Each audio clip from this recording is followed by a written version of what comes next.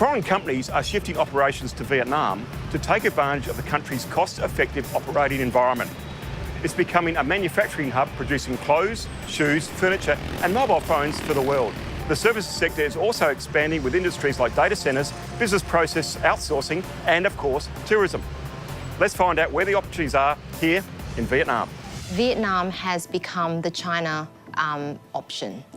China is becoming a lot more expensive, it's a very unionised workforce, and Vietnam is actually very interesting in terms of, its labour force. So it's not just actually the new Nike or Foxconn, home. It's actually home to a country with, over 90% literacy. So a lot of engineers are actually now in Vietnam, and you'll find that global companies, including the Commonwealth Bank of Australia, their innovation hub is based in Vietnam. It's not, in India, it's in Vietnam. Is it easy for foreigners to do business in Vietnam? Vietnam has a lot of different layers to navigate and a lot of opportunity, but investors or people who want to do business in Vietnam need to actually think about the medium and long term. It's not a place where you can get a quick return.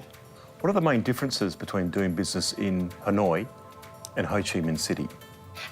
So as a market, people make decisions very differently, but also the way that you do business is also a little bit different. And also Hanoi is the capital of Vietnam, and so a lot of the government policy work is done there. And so companies that need sort of advocating, for example, pharmaceutical companies or what have you, a lot of them are actually based in Hanoi. But Ho Chi Minh City accounts for the majority of the contribution to national GDP. So it is very dynamic, and it's very used to sort of a lot of foreign direct investment in Vietnam.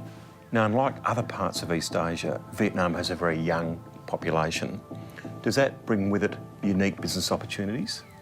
Absolutely, absolutely. I think the young population, but also not just its youth. I think you'll see other countries around the world, in Africa, in other parts of Asia, where they are very, very young. But what's, I think, very unique about Vietnam is an entrepreneurial spirit. And according to Tech in Asia, they say that Vietnam has more startups per capita than China, India and Indonesia.